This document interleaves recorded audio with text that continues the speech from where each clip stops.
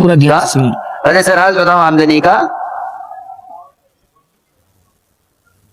اگر مسلمان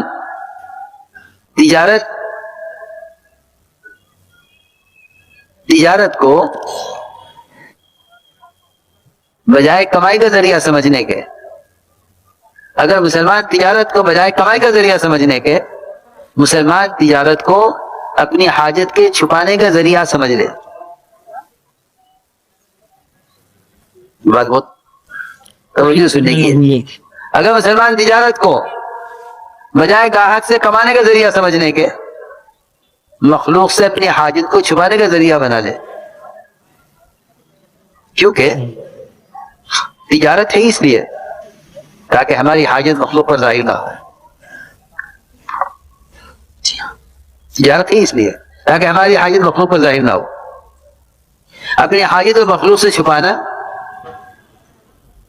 یہ تجارت کا اصل مقصد ہے.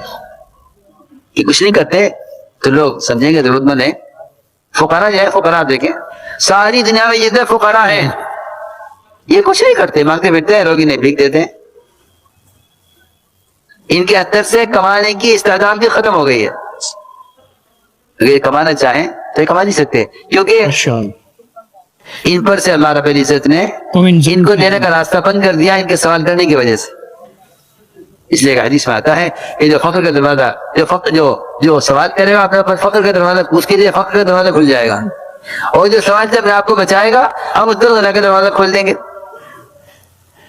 وہ صحابی جنہوں نے اپنے فقر کو چھپایا اور فقر کو چھپانے کے لیے چکی کو چلایا، اور اس لیے چکی چلائی تاکہ اس کی آواز سے پڑوسی سمجھے ان کے ہاں آٹا پیس رہا ہے، اور جو ہے تنور کے اندر آگ جلائی تاکہ اس کے دھویں سے لوگ یہ سمجھے گھر میں کھانا پک رہا ہے. اللہ کی شان. اس تنور میں سے دو، جہاں ایک دانہ گھر میں کھانے کو نہیں تھا، ایک روٹی گھر میں کھانے کو نہیں تھی گوشت کی، اس تنور میں سے دو گرم گرم چاپیں تیار نکلی. گرم چاپیں پکڑے گی تیار، نہ بکرے کا وجود، نہ اس کو ذبح کرنے کا عمل، نہ اس کی چاپیں بنانے کی مشقت، کچھ نہیں. فقر کو چھپایا اللہ تعالیٰ نے تنور کے اندر، پورے تنور کو بھر دیا بکرے کی چاپوں سے، اور آٹا اس طرح نکل رہا تھا چکی کے اندر سے، حالانکہ گھر میں کوئی دانہ پیسنے کو نہیں تھا. آپ نے فرمایا تھا ان صحابی سے اگر تم اس پاٹ کو نہ اٹھاتے اور چکی کو چلنے دیتے تو قیامت تک اس میں سے آٹا نکلتا رہتا.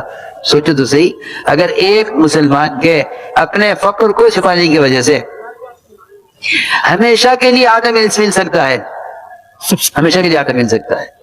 ایک مسلمان کے فقر کو چھپانے کی وجہ سے ہمیشہ کے لیے آٹا مل سکتا ہے. تو اگر اجتماعی طور پر مسلمان اپنے حاجت کو مخلوق سے چھپا لے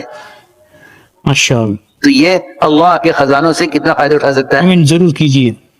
میں نے عرض کیا، اس لیے میں نے عرض کیا کہ اللہ کی ذات عالی سے فائدہ اٹھانے کے لیے یہ اسباب الکائنات کے نقشے نہیں ہیں، بلکہ میں عرض کر رہا تھا کہ تجارت کمانے کے لیے نہیں ہے، تجارت مخلوق سے حاجت کو چھپانے کے لیے ہے، تاکہ ہمیں ضرورت مند نہ سمجھیں کہ ہاں بھائی تجارت کرتے ہیں ان کی دکانیں.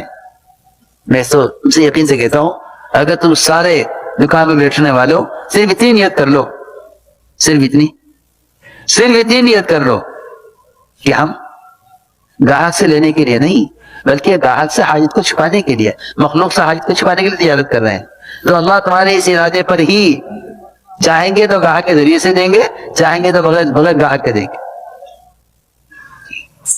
اس لیے کہ اللہ گاہک کے ذریعے دینے کا پابند نہیں ہے.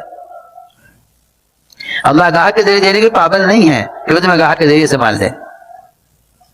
اس لیے میں نے عرض کیا کہ کمائی کے نقشوں کو حکم پر لو. اگر یہ حکم پر آ گئے تو سارا نظام